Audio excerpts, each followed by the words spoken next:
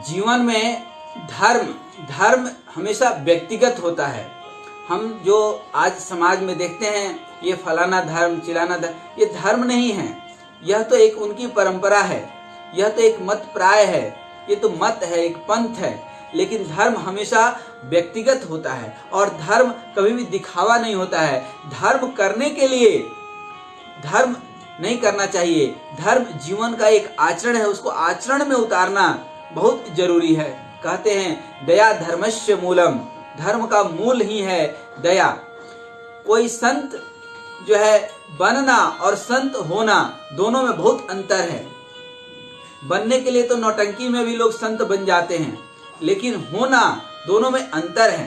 काल नेमी, जब हनुमान जी जा रहे थे संजीवनी बूटी लाने, तो काल नेमी साधु बन गया। तो साधु बन गया, साधु है नहीं, इसीलिए हनुमान जी ने उसको बहुत पिटाई करी। तो कहने का मतलब क्या है कि धर्म जो है, धार्मिक होना और धर्म दिखावे के लिए करना, दोनों में बहुत अंतर है। तो धर्म है क्या? क्या है धर्म? तो धर्म है दया धर्मस्य मूलम। धर्म हमेशा पहले व्यक्तिगत अपने जीवन जीने की कला, और दया धर्मस्य मूलम। अब दूसरा अर्थ आइए कि दया परहित सरिस धर्म नहीं भाई। कहते हैं ना, परोपकाराय धर्मस्य मूलम, परहित सरिस धर्म नहीं भाई। दूसरों की भलाई करना, इससे बड़ा धर्म कुछ नहीं है। और दूसरों के साथ बुराई करना, बुरा करना, उससे बड़ा कुछ पाप भी नहीं है। तो पहला है कि दया धर्मस्य मूलम, धर्म व्यक्तिगत है। और कहते हैं कर्म ही धर्म है।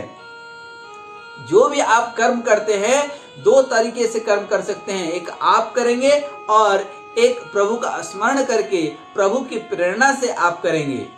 प्रवेशी नगर कीजिए सब काजा, हृदय राखी कौशलपुर राजा।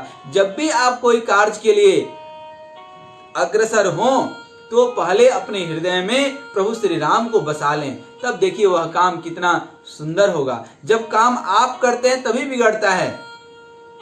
यदि आप उस कार्य को पहले ही प्रभु को समर्पण कर दे कि हे प्रभु, यह कार्य आपका है, आप करवा रहे हैं, मैं तो एक निमित्त मात्र हूं, तो वह कार्य में कभी भी असफलता भी नहीं मिलेगी और कहीं कोई विघ्न बाधा भी नहीं आएगी।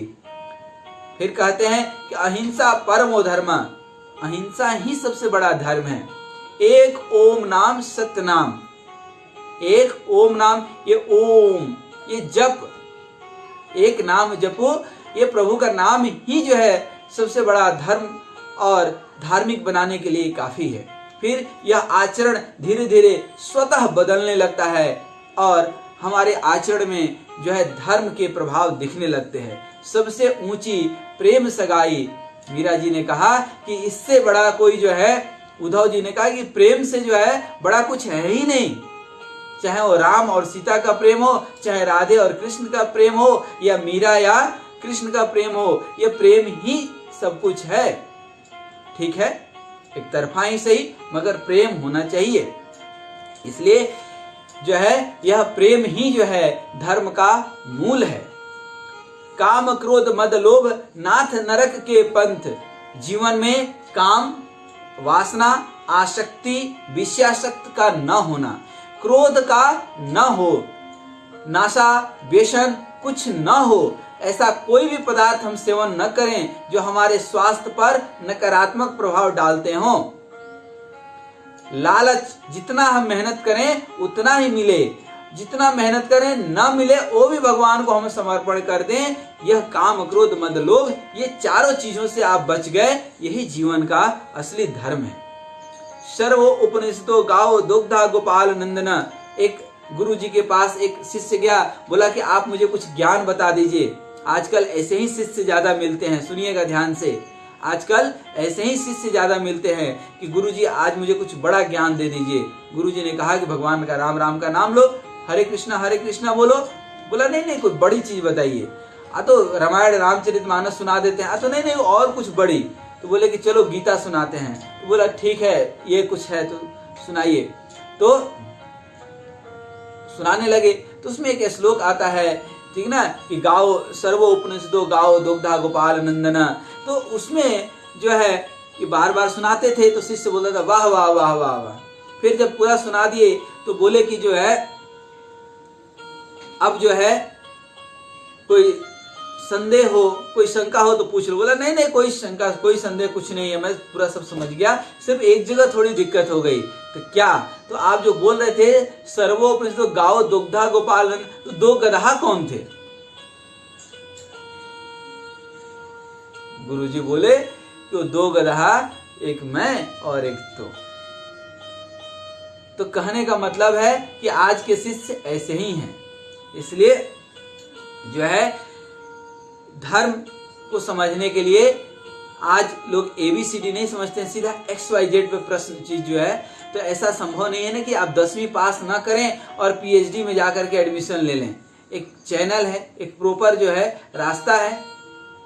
इसलिए जो है कहते हैं ना कि शोबाजी के लिए आजकल लोग जो है गीता भी पढ़ते हैं, रामायण भी पढ़ते हैं। तो शोबाजी के लिए पढ़ेंगे एक बार और 100 बार बोलेंगे कि आज हमने गीता पढ़ा। एक श्लोक याद कर लेंगे, 100 जगह सुनाएंगे, इसलिए कि उन्होंने गीता पढ़ा है, लोग को लगे।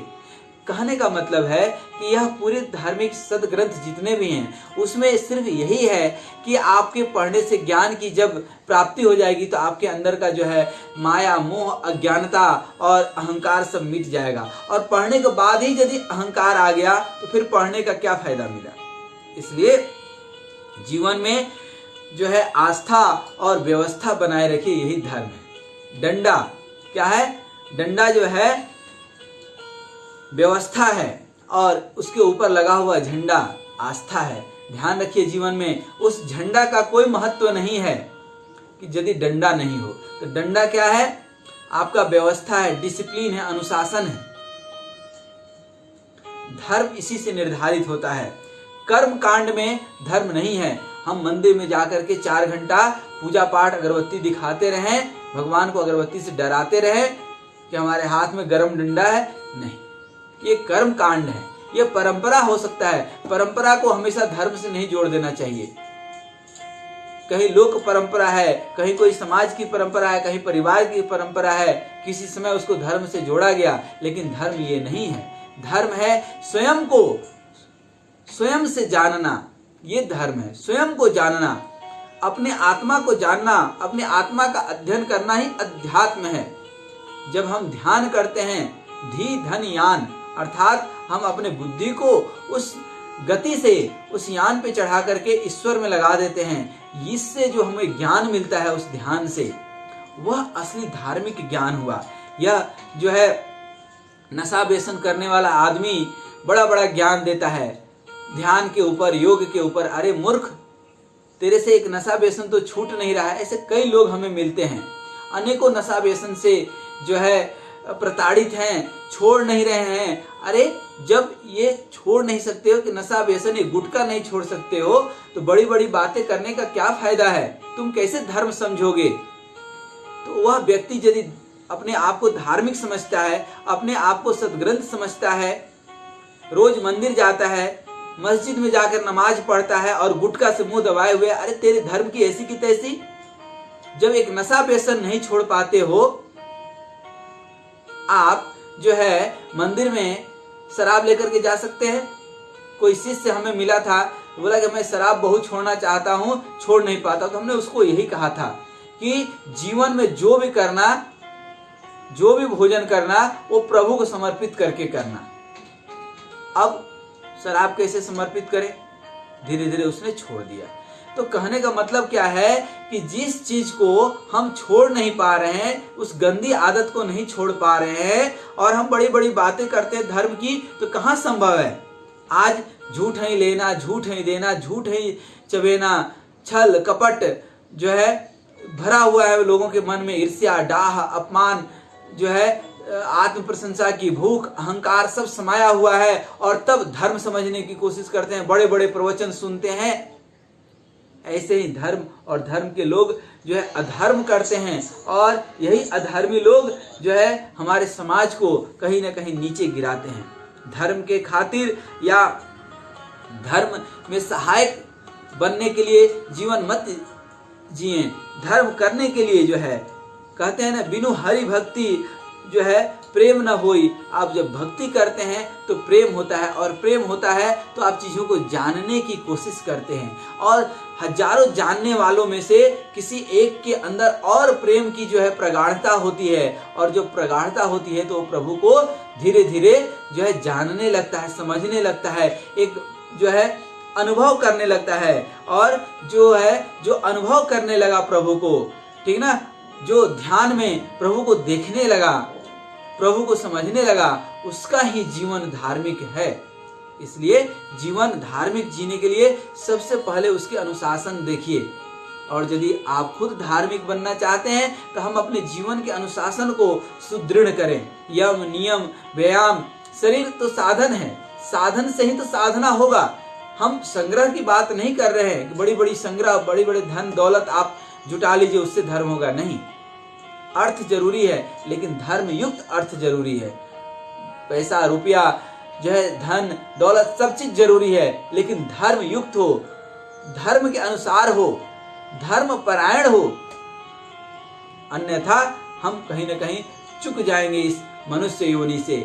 हम मनुष्य को ही जो है योग पे अधिकार है। जानवर तो भोग के लिए है, मनुष्य योग के लिए है। तो हम जीवन में योग अपनाएं।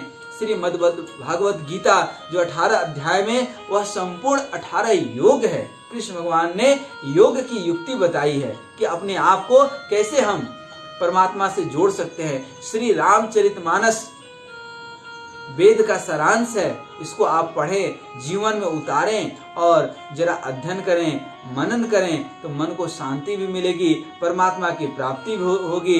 इसलिए आइए आज हम सब संकल्प लें कि हम धार्मिक बनेंगे, और फिर से जाते जाते बताएं कि धार्मिक बनना है, नहीं धार्मिक होना है। चोला ओढ़ करके धार्मिक बनना नहीं है, दिखावा नहीं करना है, मन में अहंकार नहीं पालना है, किसी को जो है प्रतिक्रिया नहीं देना है, अपने जीवन को सुदृढ़ बनाना है, क्योंकि यह मनुष्य जीवन बार बार नहीं मिलेगा। बड़े मेहनत से, बड़े मुश्किल से मिला है। इस जीवन को हम धन्य बनाएं, इस छोटी छोटी चीजों में उसको उलझाएं नहीं। संसार में जितना उलझेंगे उलझते ही जाएंगे। तो जिंदगी जियो उस मस्तानी में जो कमल रहता पानी में। इन्हीं शुभकामनाओं के साथ बहुत बहुत धन्यवाद। नमस्कार।